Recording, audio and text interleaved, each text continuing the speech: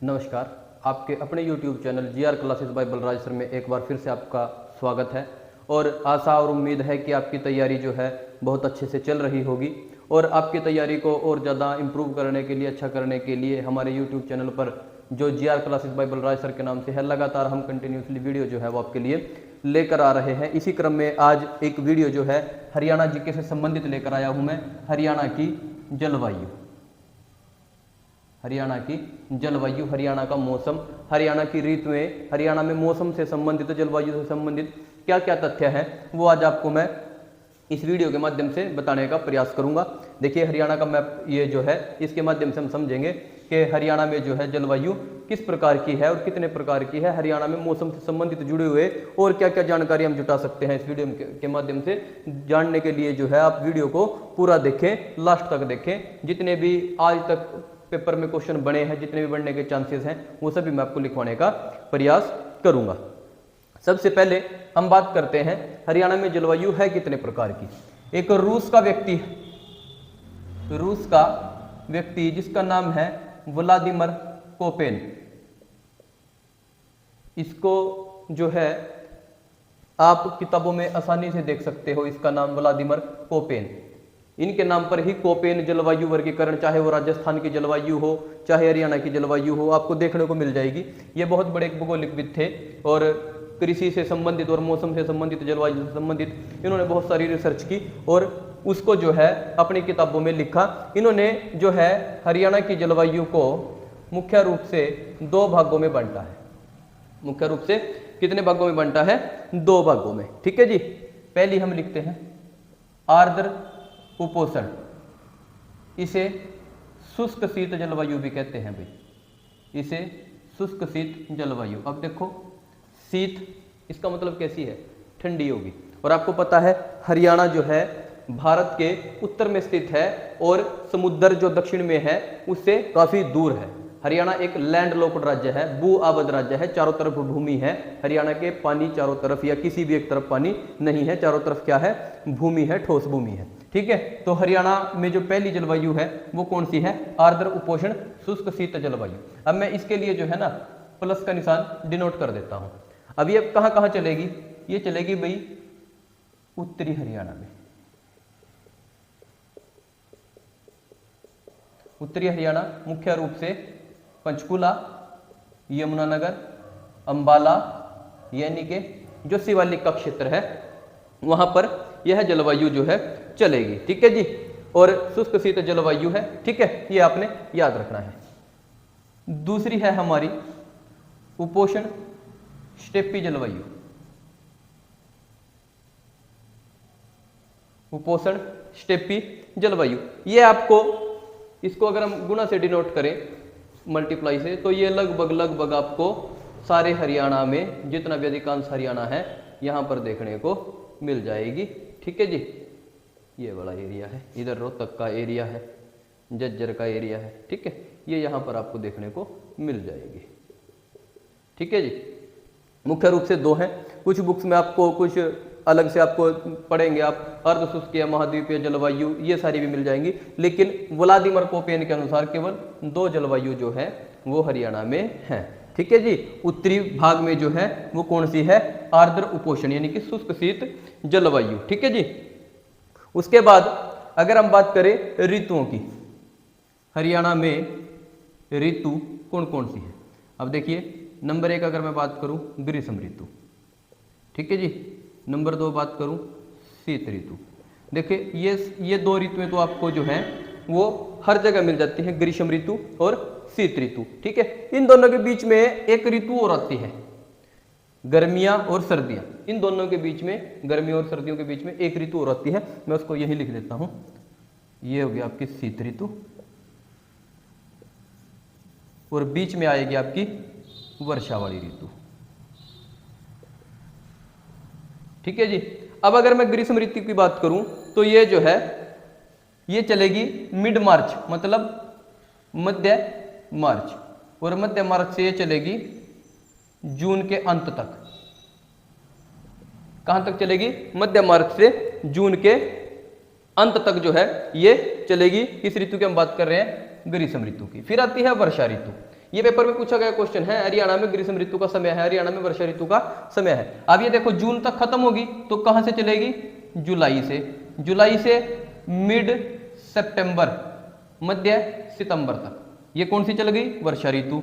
और मिड सितंबर से मिड मार्च, मध्य मार्च, ये कौन सी होगी हमारी, शीत ऋतु। तो ये 3 ऋतुएं जो है आपने याद रखनी है, ग्रीष्म ऋतु, वर्षा ऋतु और हमारी शीत ऋतु। अब बात आती है ग्रीष्म ऋतु की। ग्रीष्म ऋतु में जो तापमान है वो कहां तक जाता है, हरियाणा में, ठीक है। यहां पर आपने याद रखना है 35 डिग्री एवरेज तापमान जो है वो रहता है ग्रीष्म ऋतु में, ठीक है। और यहां पर 12 से 15, ठीक है जी। यहां पर आपने क्या याद रखना है, 12 से 15, ठीक है। अगर सिंगली पूछा जाए तो आप 12 भी याद रख सकते हो, 12 डिग्री जो है वो यहां रहता है हमारा तापमान, ठीक है जी। उसके बाद वर्षा ऋतु, वर्षा में तो बारिश ही पूछेगा आपसे, 30 सेंटीमीटर से 110 सेंटीमीटर तक, 30 सेंटीमीटर से 110 सेंटीमीटर तक ये वार्षिक वर्षा का औसत रहता है। और फिर ये हमारा जो ग्रीष्म ऋतु है यहाँ पर, ये सॉरी ये वार्षिक नहीं है भाई, ये वर्षा ऋतु में है, वार्षिक अभी लिखूंगा आपको।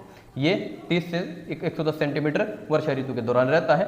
ग्रीष्म ऋतु में 35 डिग्री तापमान रहता है एवरेज, और शीत ऋतु में 12 से 15 या 12 डिग्री रहता है। ये हमारी 3 ऋतुएं होगी। ये मध्य मार्च से जून के अंत तक, जुलाई से मध्य सितंबर तक, मध्य सितंबर से मध्य मार्च तक, ये जो है हमारी क्या होगी जी, 3 ऋतु होगी, 2 हमारी जलवायु होगी। अब क्वेश्चन आता है हरियाणा को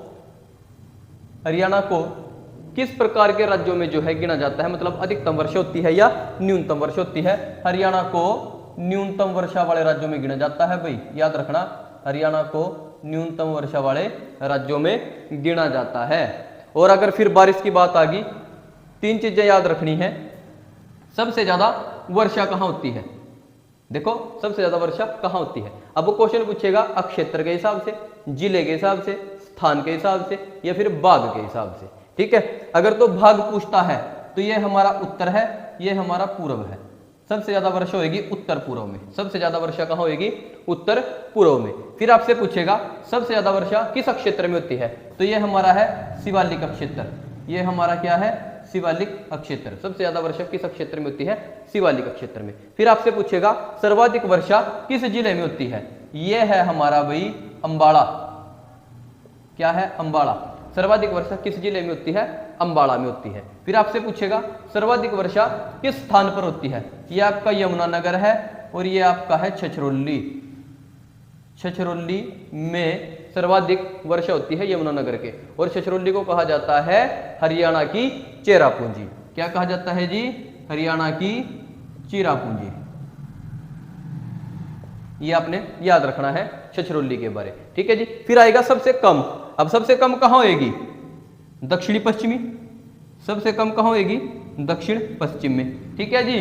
फिर आपसे पूछेगा जिला, सबसे कम वर्षा वाला जिला कौन सा है तो सबसे कम वर्षा होती है जी सिरसा में। सबसे कम वर्षा कहां होती है, सिरसा में। फिर आपसे पूछेगा सबसे कम वर्षा वाला स्थान बताओ जी, क्या है, भिवानी का लोहारू, भिवानी का लोहारू, यहां क्या है जी, सबसे कम वर्षा होती है, ठीक है जी।